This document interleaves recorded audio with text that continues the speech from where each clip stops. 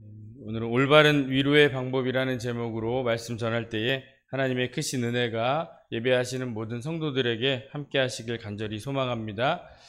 우리의 연륜이 높아지고 또 여러 가지 경험과 지식이 쌓이게 되면 유익한 것이 참 많이 있습니다. 또 삶의 지혜가 생기고 또 경험으로부터 나오는 노련함이 생깁니다. 그래서 지금까지 쌓아온 이 삶의 경륜을 무시할 수 없습니다. 그런데 오히려 이러한 점들로 인해서 자신의 생각과 또 경험과 논리에서 벗어나지 못하는 경우가 생기게 됩니다. 이것이 심하면 다른 사람을 판단하고 정죄하며 비난하기도 합니다. 우리의 지식과 경험이 중요하지만 그것을 가지고 세상의 이치를 또는 어떤 사람의 인생을 쉽게 판단하는 것은 어리석은 일입니다. 욥의 세 친구 중에서 가장 나이 많은 사람으로 추정되는 대만 사람 엘리바스가 욥을 대하는 태도가 그러했습니다. 엘리바스는 자기가 가지고 있는 이 지식으로 욥에 대해서, 욥이 고난당한 것에 대해서 쉽게 판단하였습니다. 욥의 고난은 죄의 결과라는 친구들의 말에 이 자신의 고난은 어떤 특정한 죄가 아니다라고 변호를 하게 되는데요. 이에 대해서 엘리바스는 더욱더 욥을 몰아세우고 또 비난하고 정죄하는 내용이 바로 오늘의 15장의 말씀입니다. 욥의 고난받은 그러한 소식을 들은 친구들이 욥을 찾아온 목적이 무엇이었습니까? 왜 고난당했는지 고난당한 이유를 찾아내고 해결해 주는 것이 목적이 아니었습니다. 욥의 아픔과 고통을 위로해 주는 것이죠. 그러나 욥은 위로받는 것이 아니라 오히려 그들의 말에 더 큰 상처를 받고 깊은 고통을 경험하게 됩니다. 이에 대해 자신에 대해서 항변한 것이 더 큰 정죄로 돌아와서 더 큰 상처와 고통을 경험하는 이런 악순환을 보게 됩니다. 이 엘리바스의 두 번째 말을 통해서 무엇이 잘못되었는지 또 올바른 위로의 방법은 무엇인지를 우리가 생각하면서 함께 은혜를 나누고자 합니다. 첫 번째, 함부로 정죄해서는 안 된다는 것입니다. 욥의 이야기를 들은 엘리바스는 아주 강하고 거친 말로 욥을 정죄하기 시작하는데요. 계속해서 이어지는 말씀이지만 우리 2절만 살펴보겠습니다. 2절 함께 읽습니다. 시작.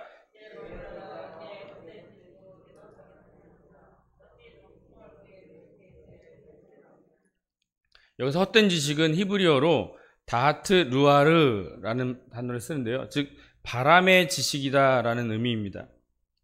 그러니까 욥의 지식이 바람처럼 헛되이 날아가고 아주 가볍고 공허한 것이다라는 의미를 가지고 있는 것이죠.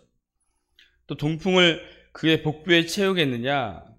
이 동풍은 시리아 또는 북아라비아 지방에서 이 팔레스타인 지역으로 불어오는 열풍입니다. 특히 봄철에 많이 불어서 농작물에 피해를 주기까지 합니다. 우리가 요나서에도 보면 요나가 니느웨 성읍이 망하는 것을 보려고 할 때 뜨거운 태양을 하나님께서 박넝쿨로 가려주셨다가 이 박넝쿨을 벌레로 씹게 하시죠. 그리고 동풍을 준비하셔서 해가 아주 더 뜨겁게 요나의 머리를 달구니까 스스로 죽기를 구하는 모습을 우리가 볼 수 있습니다.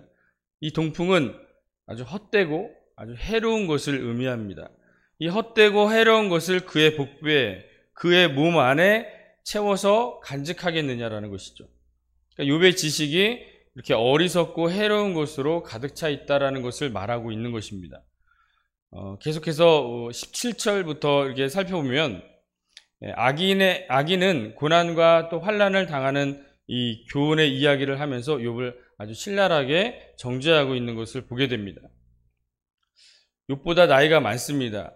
인생의 연륜과 또 지식, 경험이나 또 지혜 등이 높을 것입니다. 또 그렇게 생각한 이 엘리바스는 욥의 말이 참으로 어리석고 무지해 보였던 것 같습니다. 물론 실제로 그렇지 않았습니다. 그러나 실제로 그렇다 할지라도 정말 나보다 어리석은 말하고 무지한 말을 한다 할지라도 그 사람을 정죄한다는 것은 잘못된 태도라는 것이죠. 우리가 그리스도인으로서 살아가면서 조심해야 할 것이 있습니다. 바로 세상 사람들에 대해서 함부로 판단하고 정죄하는 것입니다. 예수 믿고 구원받은 것이 마치 자기는 세상 사람들과 다르다라고 생각을 합니다. 마치 내가 하나님이 된 것인 양 그들에 대해서 쉽게 판단하고 정죄하는 모습도 있습니다. 심지어 같은 죄를 지었는데도 나는 하나님께 용서받은 귀한 하나님의 자녀이지만 세상 사람들은 정죄받고 심판받아 마땅한 죄인으로 취급하는 이런 이중적인 잣대를 가지고 있습니다. 세상 사람들이 그리스도인들을 욕하는 이유 중에 하나가 이것이죠. 거룩한 척하고 깨끗한 척하면서 뒤에서는 똑같이 죄 짓는 모습에 실망하는 것이죠. 그래서 그들에게는 성도의 모습이 위선적이고 가식적으로 보여질 것입니다. 근데 로마서 2장 1절에는 어떻게 말씀하고 있습니까? 그러므로 남을 판단하는 사람아, 누구를 막론하고 내가 핑계하지 못할 것은 남을 판단하는 것으로 내가 너를 정죄함이니 판단하는 내가 같은 일을 행함이니라. 남을 판단하고 정죄하며 또 심판하지만 사실 자기도 똑같이 그 잘못을 범하는 자들이라는 것이죠. 남을 판단한다는 것은 헬라어로 크리노라는 단어를 사용하는데요. 즉 정죄 또는 심판을 의미합니다. 죄가 있다, 그것이 죄다 정하는 것이죠. 이 정죄하는 것, 그리고 이 죄에 대해서 심판하는 것은 사실 우리가 하는 것이 아니죠. 하나님이 하시는 일입니다. 로마서 2장 2절도 보면 이런 일을 행하는 자에게 하나님의 심판이 진리대로 되는 줄 우리가 아노라. 여기서 심판은 크리마라는 단어를 사용하는데요. 취소 불가능한 판단입니다. 한번 정해진 것은 번복할 수 없다는 것이죠. 남을 정죄하고 심판하는 자에게는 바로 이 취소 불가능한 심판만 있다는 것이죠. 그런데 심판은 하나님만이 하실 수 있는 고유한 영역인 줄 믿습니다.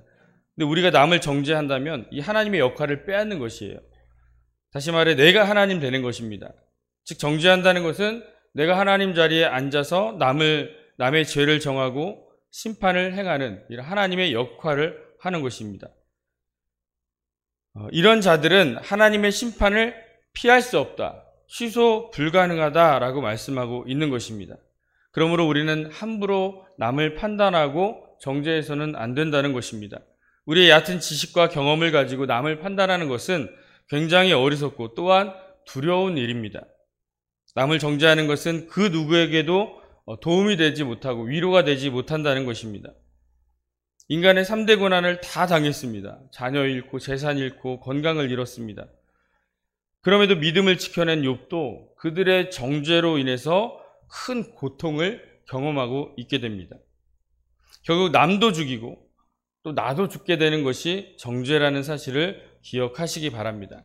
두 번째, 인간의 지혜보다 하나님의 진리를 인정해야 될 줄 믿습니다. 우리 10절을 보겠습니다. 10절 함께 읽습니다. 시작. 우리 중에는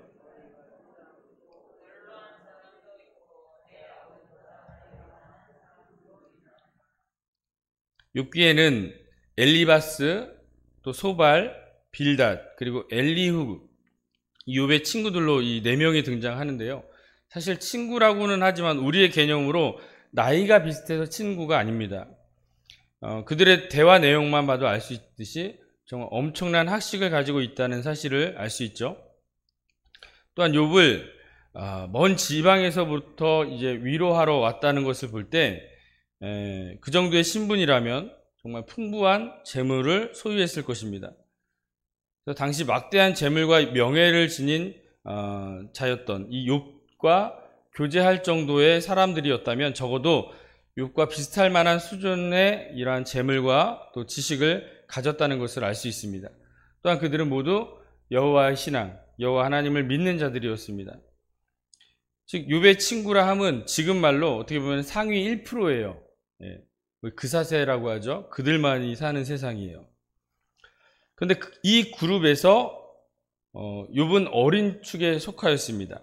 다들 욥보다 연배가 높은 자들이었습니다. 사실 욥도 나이가 어린 사람은 아니었습니다. 젊은 사람이 아니었습니다. 고난이 끝난 후에 140년을 더 살았다고 이제 욥 후반에 나와 있는데요. 이 70인역에 나온 말씀으로 계산해 보면 욥은 70세의 고난을 받게 되고요. 이 고난이 모두 마치고 재산이 갑절로 회복된 나이가 100세입니다.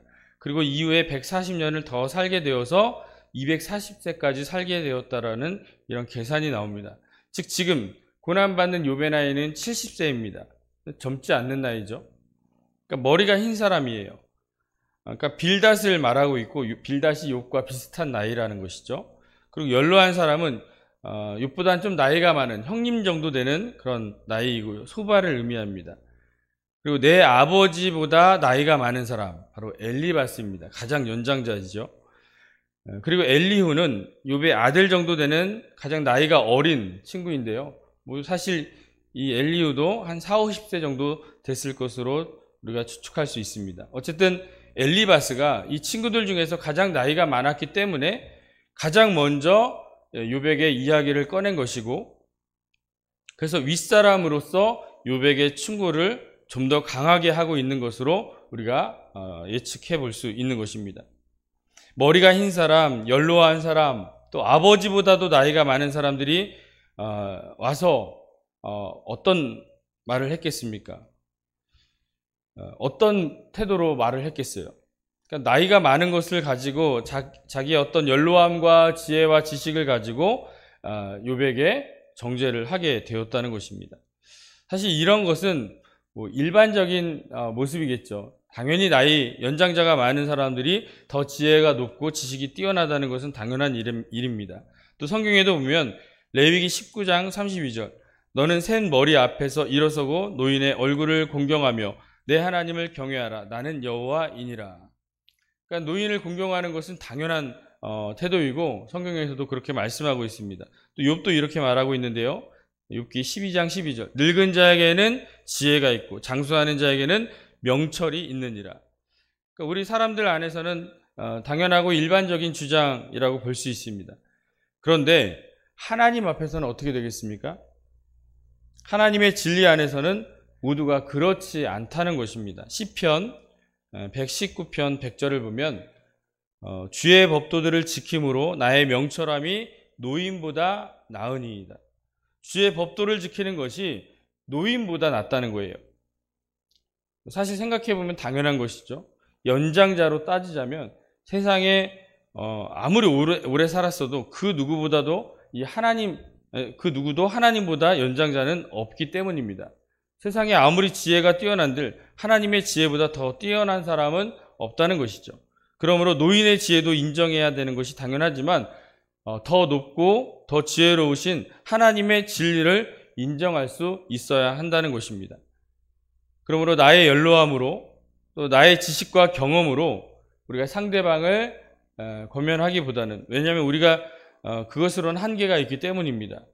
또 우리가 알지 못하는 일들도 있기 때문이죠. 그래서 우리는 하나님의 말씀으로 위로하고 권면할 수 있는 태도를 가지고 있어야 할 줄 믿습니다. 나도 말씀 앞에 서고 또 고난받는 사람도 말씀 앞에 서서 위로받고 또 치유되고 회복되게 해야 된다는 것이죠. 디모데후서 3장 16절 17절 말씀입니다. 모든 성경은 하나님의 감동으로 된 것으로 교훈과 책망과 바르게 함과 의로 교육하기에 유익하니 이는 하나님의 사람으로 온전하게 하며 모든 선한 일을 행할 능력을 갖추게 하려 함이라. 하나님의 사람으로 온전하게 하는 것이 바로 하나님의 말씀인 줄 믿으시기 바랍니다. 시편 119편 50절 이 말씀은 나의 고난 중에 위로라. 주의 말씀이 나를 살리셨기 때문이니라. 하나님의 말씀이 우리를 살리는 생명의 말씀인 줄 믿습니다. 이 하나님의 말씀이 고난 중에 위로가 된다는 사실을 기억하시기 바랍니다. 마지막으로 책망이 아닌 위로를 해주어야 합니다. 12절과 13절 말씀을 보겠습니다. 함께 읽습니다. 시작. 어찌하여 내 마음에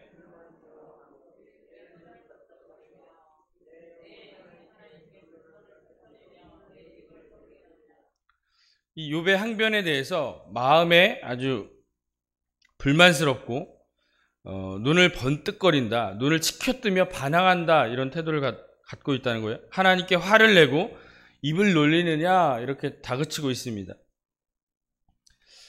욥이 고난당한 소식을 들은 이 욥의 친구들이 먼 곳에서 욥을 찾아온 목적이 무엇이었습니까?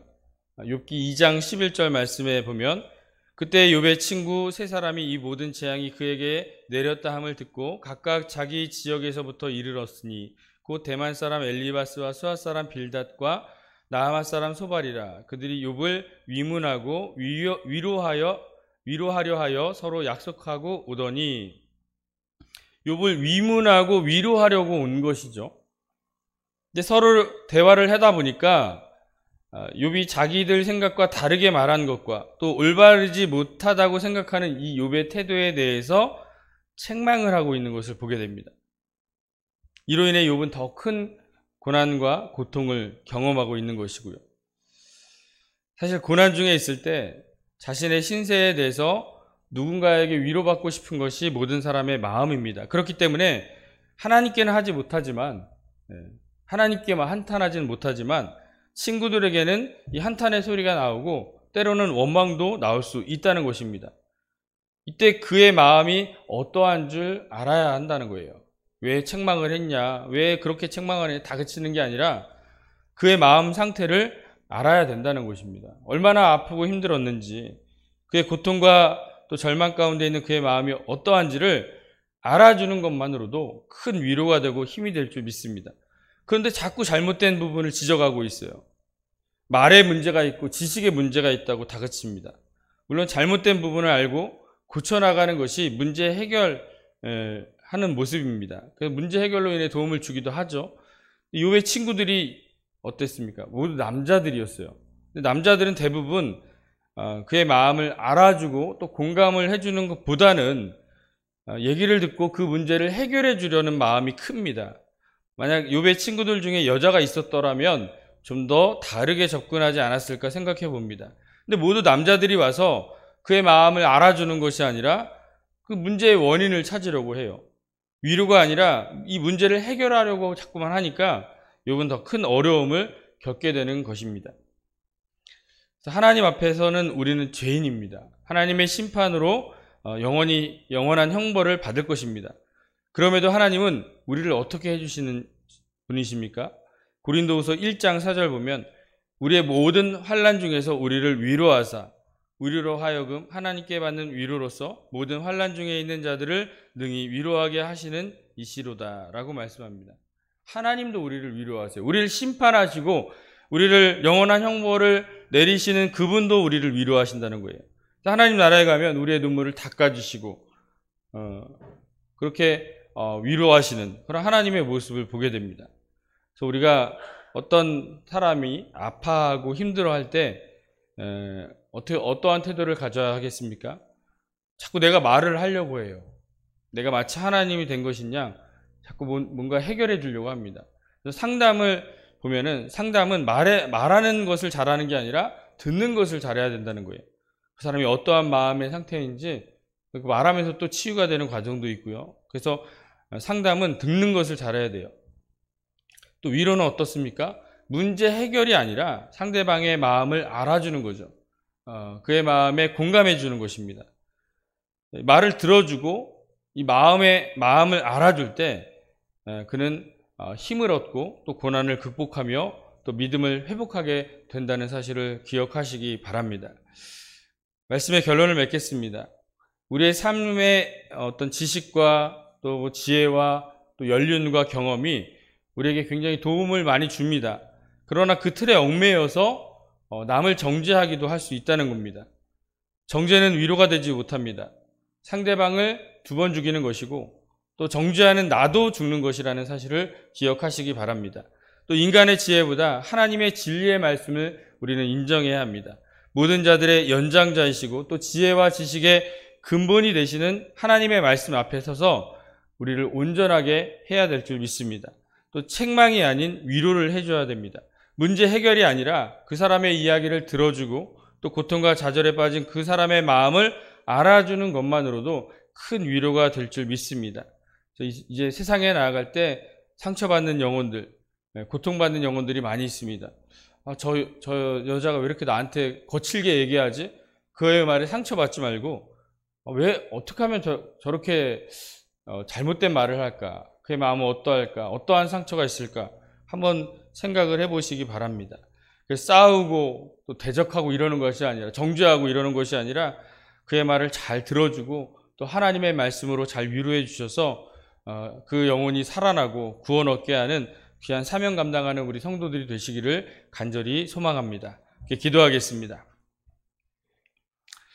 하나님 감사합니다. 오늘도 귀한 생명의 말씀을 듣게 하시니 감사드립니다. 또 욥의 친구들의 말의 대화를 통해서 또 어떤 것이 잘못되었고 또 우리의 또 문제점이 무엇인지를 되돌아봅니다. 책망으로 또 거친 말로 남에게 상처를 주지 않는지 되돌아봅니다. 그들의 마음을 알아주고 또 위로해 줄 때 그의 영혼이 살아나고 회복된다는 사실을 기억하며 우리가 날마다 말씀 앞에 서게 하시고 또 우리의 잘못된 태도를 고치며 하나님의 방법으로 하나님의 뜻대로 우리가 귀하게 쓰임받는 성도들 되게 하여 주시옵소서. 영혼을 구원하는 것이 우리의 가장 큰 사역이고 또 하나님의 가장 큰 소망인 줄 믿습니다. 그러나 잘못된 그러한 지식과 또한 경험으로 인해서 남을 정죄하고 판단하는 것이 아니라 정말 그 사람의 영혼을 보듬어 줄 수 있고 위로해 줄 수 있고 구원할 수 있는 귀한 사명 잘 감당해 나갈 수 있도록 은혜를 내려 주시옵소서. 감사드리며 예수님의 이름으로 기도합니다. 아멘.